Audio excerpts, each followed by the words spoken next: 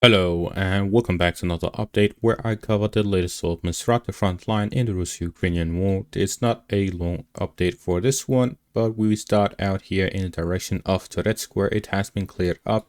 The Russian advance through the tunnel reached the outskirts of Pivnishne, and not in the central parts but instead here in the edge along the railway. With this, the Russians have been able to break through to the second line of defense and not beyond it.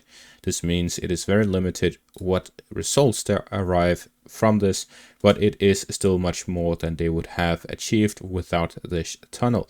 So with this, we see that the Russians have managed to advance a significant portion towards the second line of defense, but there's no breakthrough of it yet, although the Russians have been able to flank it.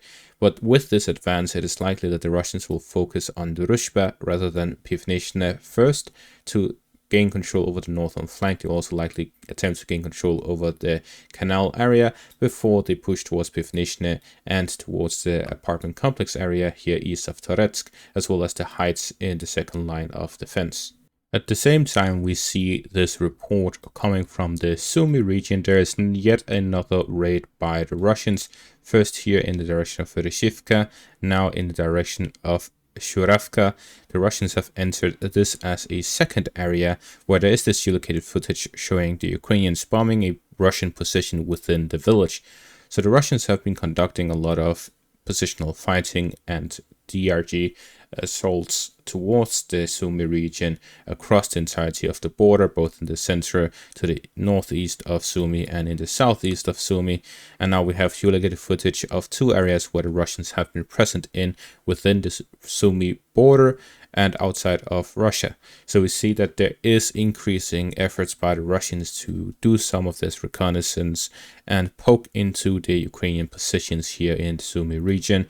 It is reported that this similar things happened as the Russians were preparing for the Kharkiv incursion.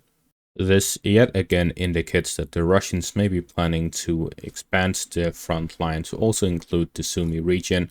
The majority of the Russian forces in the northern border has yet to be committed to any fighting across the border, and therefore the Russians still have options to expand or to commit or to do whatever they want with these soldiers, as they have the freedom to choose.